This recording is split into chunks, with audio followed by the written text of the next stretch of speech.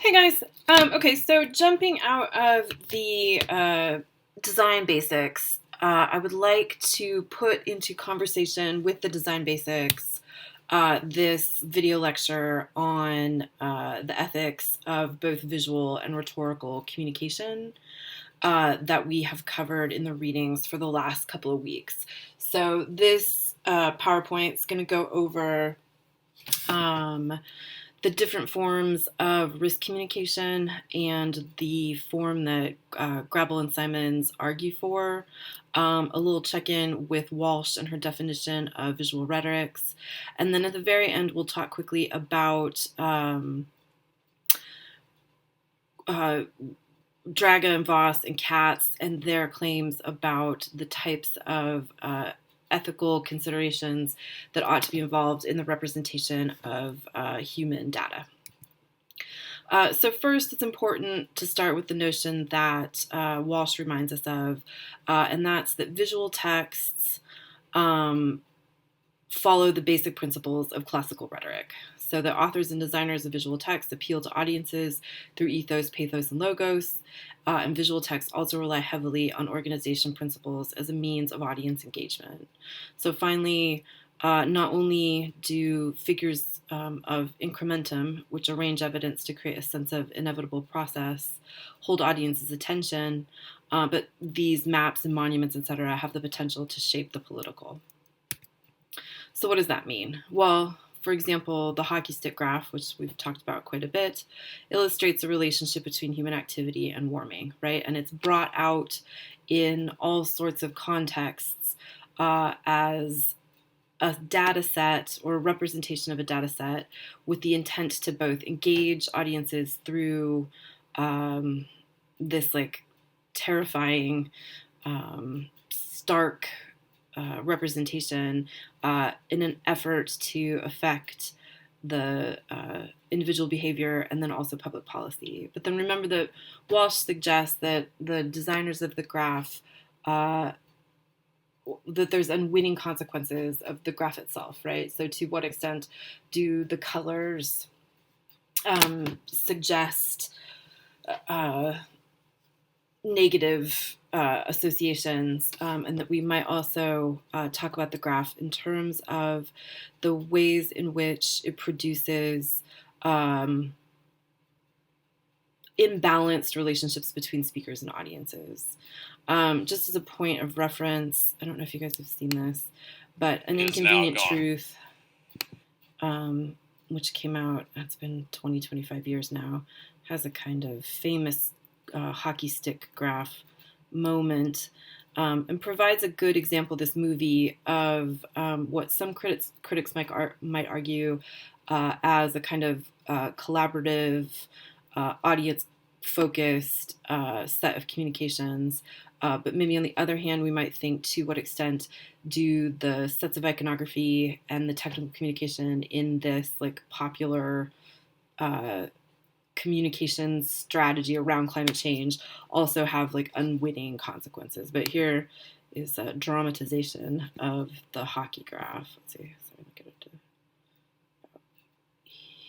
here. Relationship is actually very complicated, but there is one relationship that is far more powerful than all the others, and it is this. When there is more carbon dioxide, the temperature gets warmer because it traps more heat from the sun inside. In the parts of the United States that contain the modern cities of Cleveland, Detroit, New York, in the northern tier, this is the difference between a nice day and having a mile of ice over your head. Keep that in mind when you look at this fact.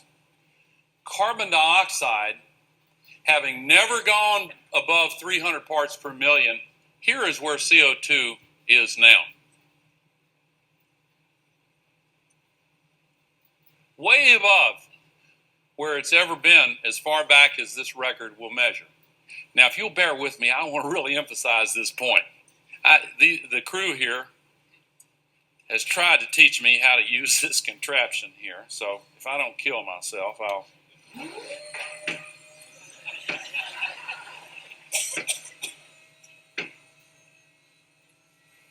It's already right here.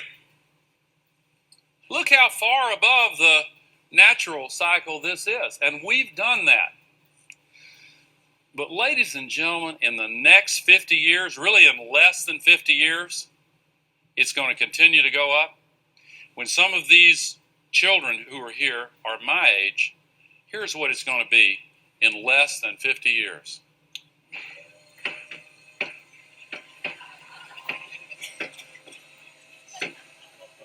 You've heard of off the charts.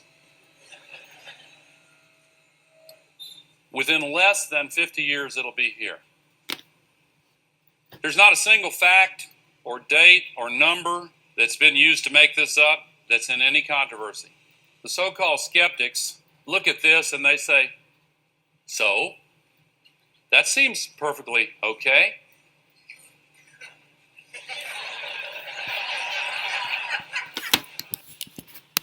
Okay, so using Gore's inconvenient truth as a kind of jumping off point, we can think about the ways in which the relationship between how the author of the graph or the technical communication figures him or herself in relation to audience and the context in which they're communicating.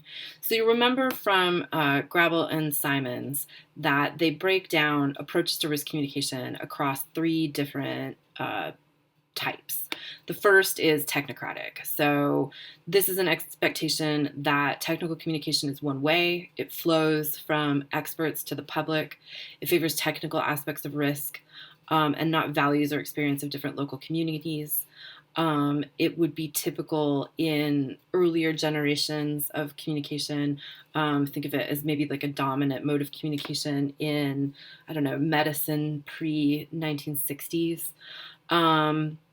They want to know why technocratic approaches have so much difficulty including the public and engaging the public, and what are some alternatives. And so they argue that a negotiated approach to risk assessment and communication is one alternative. And so an example of this is anyone affected by a given risk is considered a stakeholder, and community collaboration only works when a high degree of participation is included in the public decision-making about the risk. And so while this is a better alternative possibly to the kind of, just straight technical communication that we get in this kind of famous greenhouse gas graph, or graphic, that negotiated risk assessment projects an audience in a real world, but that those projections are simulated and not according to different types of contexts, right? So in short, negotiated approaches are problematic for their failure to include a notion of power, and therefore we're suspicious that they're capable of changing risk communication practices. We might think that carbon footprint calculators are a good example of negotiated risk communication. So I don't know if you guys have ever seen any of these. When you click in, the carbon footprint calculator is going to ask you for how many cars you drive, how often you take a plane, how many refrigerators you have, how big your house is, etc. And while it's collaborative, right, between the public, me, and the experts, I think this one is the EPA, but you can find them everywhere. National Geographic has one, different universities have them. There's no button you can click within the calculator that accounts for, say, for example, different race, class, or gender demographics, right? And so that's the notion of, even though this negotiated risk management admits of its relationship to the audience is treated as like a monolith and not a thing that is heterogeneous. So finally, they say this is Simon and Grabble still, that their best case scenario, or like the most ethical way for graphics and TechComm communicating risk and assessing risk, to participate with his audience is to understand risk as a product of social and public contestation over what constitutes it, and not a one-way expert to audience line of knowledge. So it's important to locate knowledge production in communication processes, because only then can we see and consider how power is differently exercised over the course of the process. So one example of that might be this story map that is a larger part of the West Atlanta watershed.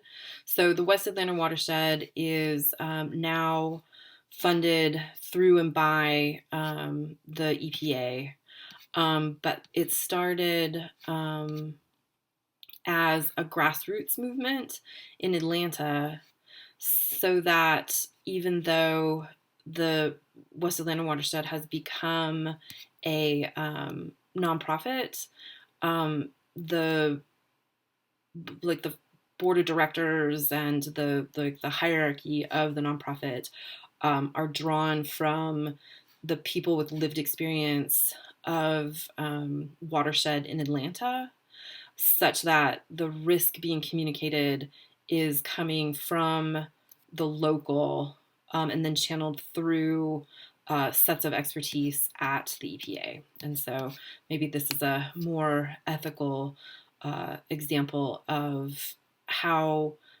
experts can position themselves vis-a-vis non-experts, or thinking more broadly about what expertise even means. So like, for example, to what extent are the people in the neighborhood affected by, in this case, watershed and runoff, as experts in their experience as someone at the EPA who studies I don't know, watershed more broadly. So that's an example of Grabble and Simons.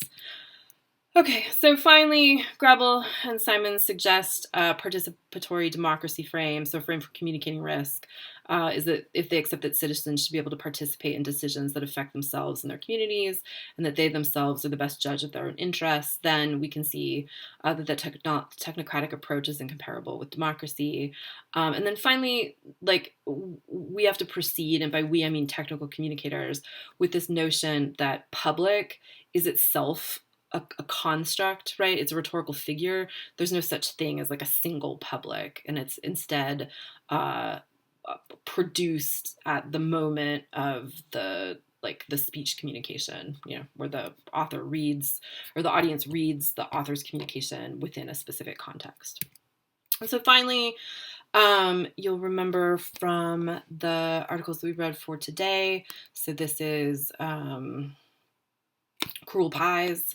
The argument in the Cruel Pies article is you can do everything right in visual communication, right? So that your contrast, repetition, alignment, perspective, etc., can be all within the guidelines of successful visual communication. It can arrest audiences, and yet if the data sets that you are representing are, as they are in these examples, casualties from fishing occupations or estimated deaths from mattresses catching on fire, that if these are represented in a way that divorces the humanity of what's being represented, then it represents like an ethical failure of communication. So remember that the Cruel Pies authors suggest including, if whenever possible, some sort of iconography that reminds the reader that what's being represented is human data.